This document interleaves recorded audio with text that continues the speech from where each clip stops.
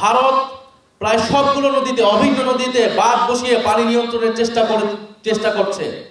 যদি প্রয়োজন হয় আমরা সীমান্ত লং মার্চ ঘোষণা করব। প্রিয় উপস্থিতি, আজকে ঐতিহাসিক ফারাক্কা দিবস। আজকের এই দিনে মজলুম জননেতা মাওলানা ভাসানীর নেতৃত্বে ফারাক্কা বাঁধের বিরুদ্ধে ঐতিহাসিক লং মার্চ সংগঠিত হয়েছিল।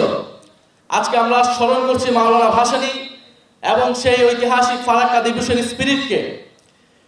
বাংলাদেশের যে নদীগুলো রয়েছে, ভারত প্রায় সবগুলো নদীতে, অভিন্ন নদীতে বাঁধ বসিয়ে পানি নিয়ন্ত্রণের চেষ্টা করছে।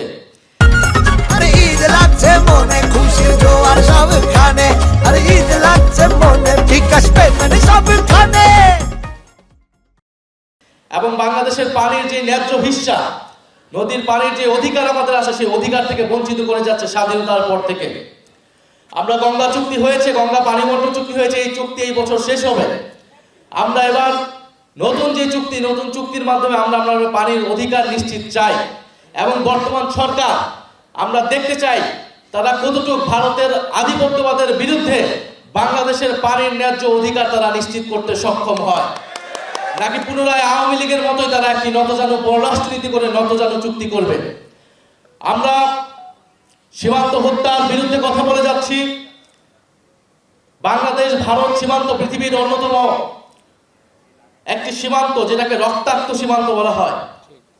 হাজারের উপরে মানুষকে হত্যা করা হয়েছে এই সীমান্তে গুলি করে, বাংলাদেশি নাগরিককে।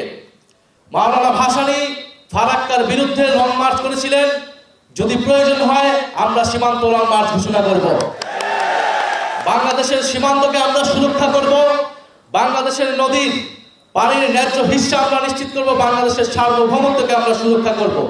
আমরা বর্তমান সরকার কোথায় মাথা বন্ধক দিয়ে সরকারে বসেছে আমরা এখন এটা স্পষ্ট নয়। আমরা বাংলাদেশকে কোনো পরশক্তির প্লেগ্রাউন্ড হিসেবে দেখতে চাই না। বাংলাদেশের তার সার্বভৌমত্ব এবং তার পররাষ্ট্রনীতি তার বাংলাদেশের জনগণের পক্ষেই তৈরি হবে বলে আমরা বিশ্বাস করি। আমরা সেটাই জনগণ চায় বলে বিশ্বাস করি।